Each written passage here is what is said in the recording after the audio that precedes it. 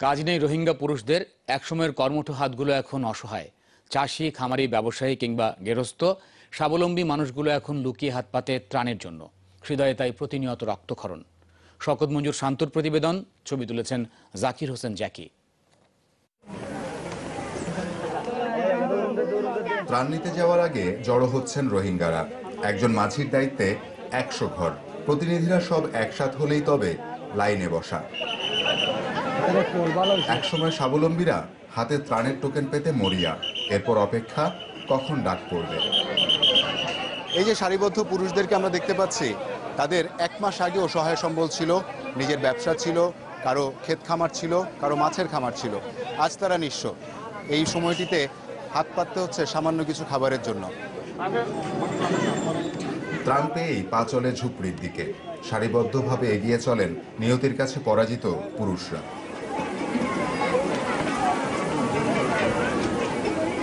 বস্তায় কি আছে জানা নেই, তবু বেঁচে থাকার রসদ কাঁধে চাপিয়ে কড়া রোদেই পাহাড় বাইতে থাকেন পরিবারের কর্তারা। ঘামে ভেজা শরীর, শুধু দেখা যায় না হৃদয়ের রক্তক্ষরণ। এরপর আর কাজ নেই। উঁচুতে বসে নিজের ভিটে বাড়ির চিহ্ন খোঁজেন কেউ কেউ। কখনো বা আরাকানে ধোঁয়ার কুণ্ডুলি দেখে হতাশা ছড়িয়ে পড়ে। মাসখানেক আগেও ছিল ব্যস্ত জীবন, ছিল আলাদা পরিচয়। এখন ওরা অন্যের করুণায় বেঁচে থাকা উদ্বাস্তু। আর নিজের থেকে করে যদি মদত গুজি দিই আর তো মদত আল্লাহ আর লোয়া না হবা। আমরা এই জমান মানুষ হাম খরচ করে হাইতাম অনেক করে মত আসে হতো তো হাত টাইমতে শর্মিরা 8-9 টানিলে খনতে পাইম যে ইয়ান কানা 8 টানিয়ে ফাই দিয়া না তো শুকরিয়া না যারা আর আগে গুসো দিয়া হাইলে মরসুরা দিয়া হাইলে নুন দিয়া হাইলে ইয়ান আর তারা দেদ দিয়া না মাই ব্যথা হইছে শুকরিয়া হয়ে গেছে। সন্তানের আবদার মেটানো বাবারা এখন চিকিৎসার ব্যয় টানতেও ব্যর্থ। সাহায্য তেলে দাঁড়াতে 20-25 সময় দিতাম, হেড়েহীন হাতে নইলে আর কান আনতাম, ফল ফলার আনতাম, হিয়ান নইলে ওয়ান আনতাম। মানে তো গুড়া বসে আমরা সাহায্য দিন না হইলে হসপিটাল লাগে স্যার ডায়রিয়া হয়ে যার কই খুশি বের আমি যার কই ডাক্তার হাসে যাও ডাক্তার কাছে টিয়া খোঁজে যে টিয়া দিন হারি আর। এখন শুধু দিন গোনা, কবে আবার দেশে ফিরবেন, কবে আবার কাজ জুটবে, নিজের মতো করে বাঁচবার। মানে ভ্যাকসিনের ব্যবস্থা করেছি। কক্সবাজার খুবই ছোট জায়গা, রোহিঙ্গাদের জন্য আরো জায়গা প্রয়োজন। পরিস্থিতি মোকাবেলায় রয়েছে সার্বিক সমন্বয়ের অভাব, শঙ্কা রয়েছে কোনো মহামারী হলে প্রশ্নের মুখে পড়বে সব প্রচেষ্টা। আগামী 3 মাসে আবহাওয়ার বদল হলে সার্বিক পরিস্থিতি আরো নাজুক হতে পারে। সিনজির মতে সব চেষ্টার ফল শূন্য হতে পারে যদি না মিয়ানমারের সহিংসতা বন্ধ না করা যায়। UNHCR and WFP, we have still our field presence in Sittwe and Mondo. সবার আগে সহিংসতা থামাতে হবে মিয়ানমারে। সিটওয়ে ও মন্ডোতে থাকা UNHCR ও WFPর প্রতিনিধিরা কাজ শুরুর অপেক্ষায় আছেন। এজন্য দরকার মিয়ানমার সরকারের সবুজ সংকেত। পরিস্থিতি ভয়াবহ হওয়ায় রয়েছে নিরাপত্তা সংকট। আন্তর্জাতিক প্রতিনিধিদের সব সময় রাখা হচ্ছে চোখে চোখে। সিনজি জানান, জেনেভায় UNHCR এর বার্ষিক নির্বাহী কমিটির বৈঠকে রোহিঙ্গা সমস্যা সমাধান নিয়ে খোঁজা হবে মধ্য ও দীর্ঘমেয়াদী উপায়।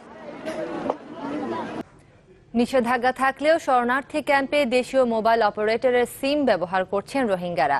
স্থানীয় বাজার থেকে বায়োমেট্রিকে নিবন্ধন ছাড়াই সংগ্রহ করা হচ্ছে এসব সিম। ফলে ক্যাম্পে টেলিটকের বুথ স্থাপন হলেও তাতে সাড়া নেই। বিষয়টিকে নিরাপত্তার হুমকি হিসেবে দেখছেন বিশ্লেষকরা। কক্সবাজার থেকে রনি দত্তের রিপোর্ট, ছবি তুলেছেন আবু জাহেদ। উখিয়ার বালুখালীতে ছোট্ট এই খুপড়িগড়ে থাকছে রোহিঙ্গা শরণার্থী মোস্তাক আহমেদের পরিবার। গত 4 সেপ্টেম্বর এদেশে আসেন তারা। ঘরে ঢুকতেই চোখে পড়ে সোলার প্যানেলের মাধ্যমে চার্জে দেয়া তার ছেলে হুসাইন আহমেদের মুঠোফোনটি, যাতে ব্যবহার হচ্ছে দেশীয় দুটি অপারেটরের সিম।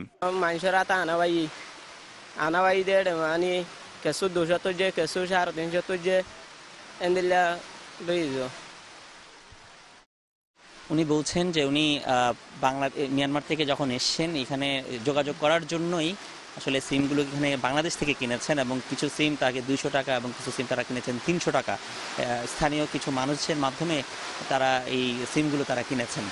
1 মাস আগে বাংলাদেশে আসেন মোহাম্মদ ফয়সাল। স্থানীয় বাজার থেকে তিনিও কিনেছেন দেশীয় অপারেটরের সিম। উখিয়া শরণার্থী ক্যাম্পে প্রায় সব পরিবারে মুঠোফোনে ব্যবহার হচ্ছে দেশীয় অপারেটরের সিম। যার সংখ্যা অন্তত লাখের বেশি। শাহপরীর দ্বীপ এবং কুতুপালং বাজার থেকে সহজে এইসব সিম কিনতে পারছেন রোহিঙ্গারা।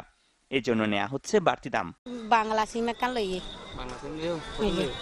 200 টাকা লই সিম আছে না এটা হন্নানাত পা এন ফুজার সার গরিয়ারে নাই ফলানা দোয়ানাত মোবাইলের দোয়ানাত আছে হইরার এনতুন লই।